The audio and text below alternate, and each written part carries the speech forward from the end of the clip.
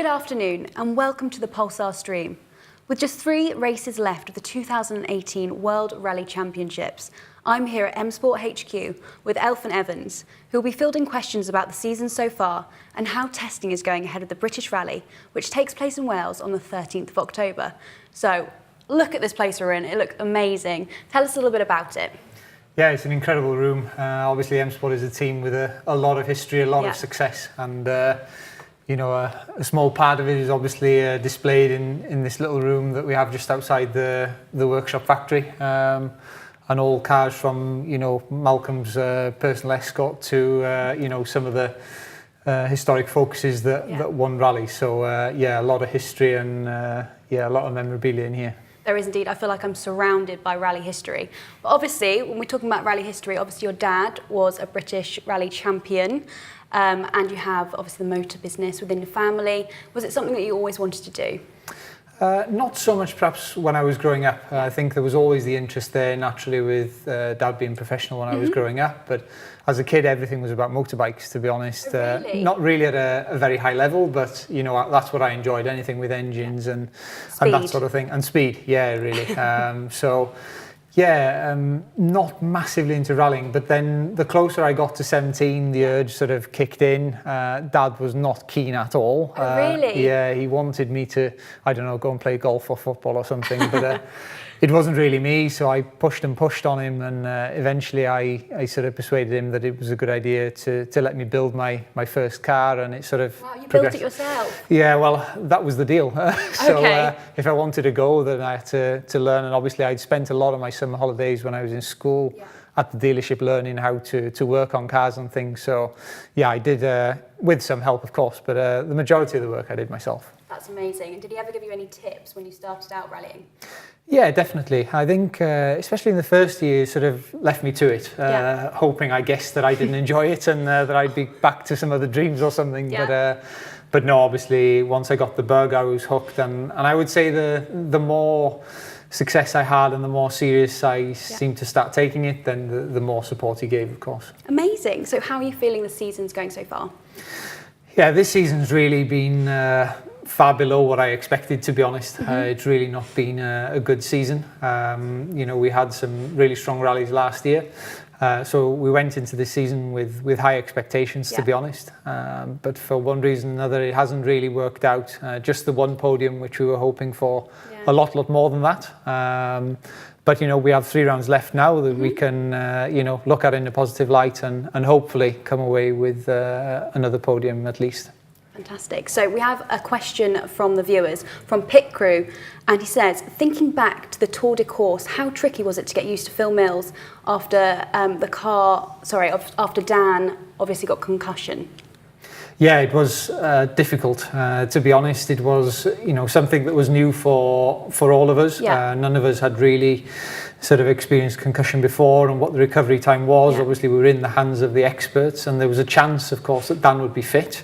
And to be honest, we thought probably 2 or 3 weeks away, as soon as it happened in Mexico, that there wouldn't be a question that he'd be okay. But the test came back and he wasn't fit to go, and you know, Phil agreed to come with, you know, just a day or 2, I think, before we were due to fly out. So it was really a last minute thing. He hadn't sat in the car for... So you hadn't practiced much with him? No, nothing at all. Wow, really. that's So amazing. for him it was a massive challenge. You know, he obviously has a massive history in rallying and has been very successful, but you know, for anybody to sit out of anything for almost 10 years, I think it was, you know, since he last competed in a World Championship event, and to just jump in cold was always going to be a shock. So you know, there was some time to adjust for both of us, but you know, with all his experience, I think he was able to adapt very quickly, and he did the job brilliantly well for us. Fantastic. So obviously going back to last year with Wales Rally GB with Dan, and obviously your win, which was fantastic. How did it feel? Yeah, to be honest, it's the highlight of my career so far, for sure. You know, we worked really hard for the event. We knew that we had the potential to win with obviously the tyre package that we had. Normally, you know, starting as far back as we were, it's normally very difficult to win GB. But thankfully, you know, we had the opportunity to go and win. Everything sort of went our way that weekend, you know, and to finally achieve the first win after becoming so close in Argentina earlier in the year was a big relief in a way, but the actual experience was fantastic. Amazing. So what does timing mean for rallying?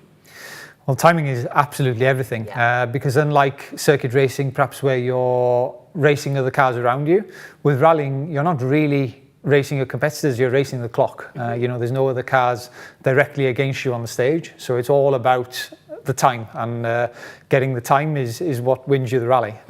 So it's critical in more ways than one, because obviously we want the fastest stage time possible, but also the event runs to an accurate time, and it means that Dan's job, my co-driver, must check in on his exact minute, so his ability to keep to that time is crucial to be successful.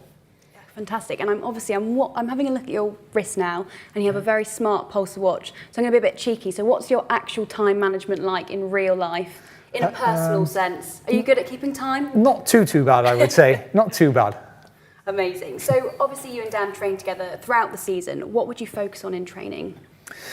A bit of everything, really. Rallying is quite diverse, so you know, if you're a snooker player, you just practice snooker, I guess. You know, but in rallying there's so many elements that we have to work on, and you know, is it all driving? No, it's not. No. You know, a big part of it is the pace notes. So the pace notes that we form to describe the road, that's something that's ever evolving. You know, we're always looking for improvements and things to develop the system. So me and Dan will spend quite a lot of time discussing that during the year and making refinements, how we can make things better. Another part is our physical condition personally. So there's many sides as well to that. Sometimes it can be extremely hot inside the cockpit of the cars. I can imagine. So up to 50-60 degrees, wow, which is really hot. That is very warm. So you have to be able to maintain concentration at that time. So physical fitness is what helps support that. And also it can be very, very rough inside the car. We get a lot of impacts to the neck and especially our backs. So it's about having good core strength and protecting that as well. And then of course, a big part of it as well is the driver training. And to be honest, we're quite limited on, you know, opportunity to train. We only have 55 test days for the whole team, because that's divided by 3 drivers. So it works out, you know, this year we'll probably do about 15 to 20 test days. So you have to obviously work on the car setup during that time, but also your own driving. How often would you train, like weekly? It depends. Training, I mean, when we say in the car, but altogether, is it every single day that you have some sort of element of training? Yeah, I would say so. You know, whether it's physical training or the video work, because a lot of the preparing on the pace notes, because we only have 2 passes, a lot of it we can pre-prepare before by looking at videos. So we have historical data from previous rallies, all the video footage. So we spend many hours studying that before we come to an event. So yeah, all in all, it's a lot of my time. Yeah. So if you could change one thing about rallying, what would you change? Well, that's a good question. That's a difficult question as well. Do you enjoy all the travelling? Hate the travelling. There we go. Yeah, so yeah, if every rally started outside my front door, that would be great. But dreaming, yeah, exactly. So when you began rallying, what was your first car and how does it compare to something that you drive now? Massive contrast is the answer. So we bought a Nissan Micra, which is 1000cc.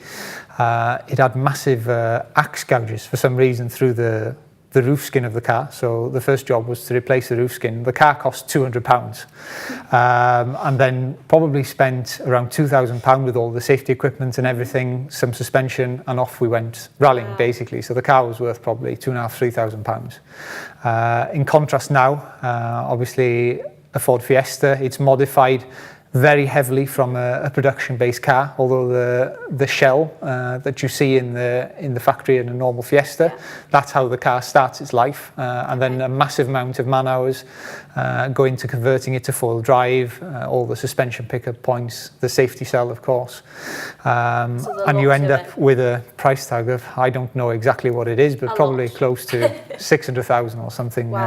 Very expensive anyway. So how are you feeling about Wales coming up in a couple of weeks? Obviously, you're reigning champion from last year and you're a local boy. How are you coping with the pressure? Yeah, the pressure's not a big issue, to be honest.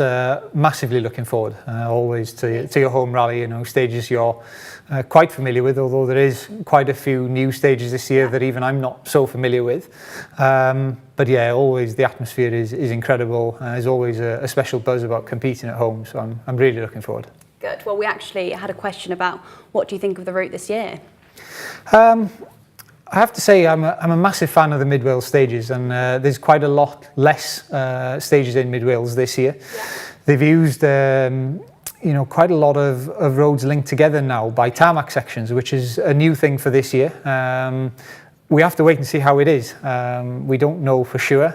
My gut feeling is I maybe won't enjoy them quite as much, but nonetheless. I suppose it depends on the weather as well. Exactly, that can play a massive part in GB. And with the event being earlier than last year, normally we run the event middle of November. It was moved to end of October last year, and this year it's beginning of October. Okay. So that could have a massive change on the weather. So if we see a dry rally GB, then it could mean that running further back on the road could be an advantage, which is normally the complete opposite. When it's very muddy and wet, you always want to be first on the road. So let's wait and see. It could be quite different this year. So where do you see yourself going in the future? What's like the biggest aim for you? Naturally competing where we are. The goal is always to be world champion. That's what we're working towards. It's not been a good year this year, and we're been a while away off that, but reading between the lines, when I really study the data, the speed has probably been the best it's ever been. So we have to keep working very hard on that and keep aiming for that dream.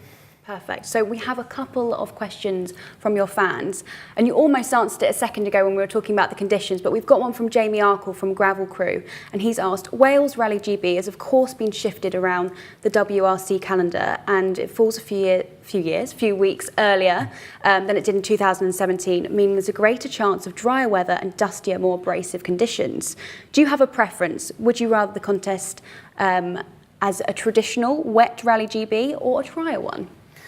It's a bit of a double-edged question in a way, because this year with our position in the championship and our road order, then I want it to be as dry as possible, to be honest, because that gives us the best possible chance for a good result. But for me, if I sort of look at Rally GB, in my heart has always been late November, really difficult conditions, dark stages, fog, all the challenges that Rally GB normally is famous for, and that for me is Rally GB. So for me, I would like it to be back, at the back end of the calendar, really difficult, and the real character of Rally GB was what I would like to see again. Okay, fantastic. So we have one last question from Ash Smith, and he says, what's your favourite rally? And you're not allowed to say Wales. Okay, that makes it easy then, because obviously Wales is special for the home environment and everything. But other than that, you just can't beat the thrill of driving in Finland, especially with the new cars now. The speed is incredible, the jumps and everything is just a fantastic feeling to drive the car. And I really enjoy it. So a pretty easy one after Wales. Wonderful. Well, thanks so much for your time today, and a really, really good luck in Wales in a couple of weeks' time. Thank you. Thank you. Cheers.